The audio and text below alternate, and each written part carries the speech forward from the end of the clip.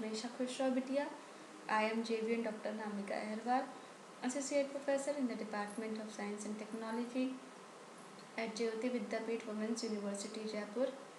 Today I am going to take the lecture on the topic task parallelism. Task parallelism का मतलब क्या हो गया कि कॉन्करेंट एग्जीक्यूशन होगा अलग अलग जितने भी टास्क हैं मल्टीपल कंप्यूटिंग कोर्स के, ठीक है। तो उसको मीन्स पैरेलली बहुत सारे टास्क एग्जीक्यूट हो रहे होंगे, ठीक है। तो टास्क पैरेललिज्म को हम थ्रेड लेवल पैरेललिज्म भी नाम से जानते हैं, फंक्शन पैरेललिज्म के नाम से जानते हैं या और कंट्रोल पैरेललिज्म के नाम से भी जानते हैं। तो ये क्या होता है, it is a form of parallel computing for multiple processors using a technique for distributing execution of processes and threads across different parallel processor nodes, and it contrast of data parallelism and another form of parallelism. तो जो multi processor system के अंदर क्या होता है, जो task parallelism होता है वो तब अचीव होता है जब हर प्रोसेसर अलग अलग टास्क या अलग अलग प्रोसेस या थ्रेड्स उस एग्जीक्यूट होगा ऑन द सेम और डिफरेंट डेटा, उसी सेम डेटा पे या फिर डिफरेंट डेटा पे वो एग्जीक्यूट करेगा, उसको हम कहते हैं मल्टी प्रोसेसर सिस्टम में टास्क पैरेललिज्म। जो थ्रेड में execute the same for different code, thread उस कोड के लिए भी हो सकता है, डिफरेंट कोड के लिए भी एग्जीक्यूट हो सकता है। सो द डिफरेंट एग्जीक्यूशन जो थ्रेड है communicate with one another usually to pass data as they work, ठीक है। तो जो टास्क पैरेललिज्म है it is used by multi user and multitasking operating system, okay, and application depending on processes and threads. So unlike data processing application, जो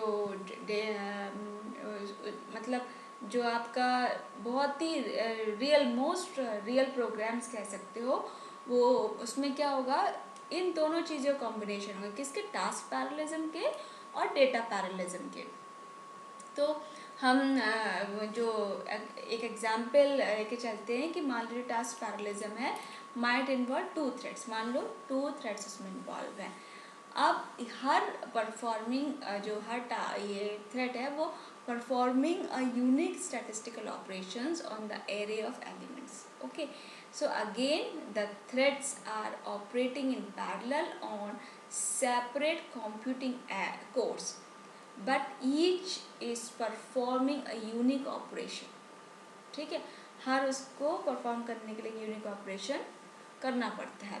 अगर हम difference की बात करें टास्क और डेटा पैरेललिज्म की, तो जो डेटा पैरेललिज्म होता है उसमें क्या होता है, some task are perform on different subset of same data, but ये अब टास्क की बात कर रहे हैं तो इसमें different task are perform on the same और डिफरेंट डेटा, मीन्स इसमें सेम टास्क परफॉर्म हो रहे हैं और इसमें डिफरेंट टास्क परफॉर्म हो रहे हैं, ठीक है।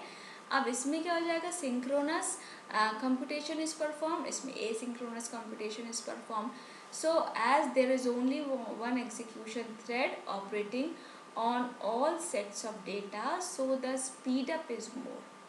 इसमें टास्क पैरेललिज्म में क्या हो जाएगा, as each processors will execute a different thread or process on the same or different set of data, so to speed up is less, okay.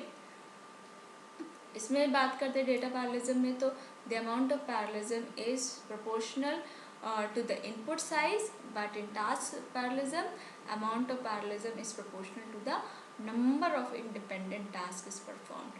And data parallelism की बात करें तो it is designed for optimum load balance on multiprocessor system. So task parallelism में क्या है, load balancing depends upon on the availability of the hardware and scheduling algorithms like static and dynamic scheduling, ठीक है। तो ये आपका difference हो गया डेटा और टास्क पैरेललिज्म का, okay. So this is all about today's task, that is what we have learn, task parallelism, ठीक है। So this session is powered by digital version 2.0 Jyoti Vidyapeeth women's Women's University Jaipur. Hope you are satisfied with my session. If you have any query, please mention in comment box. I will resolve it. Thank you.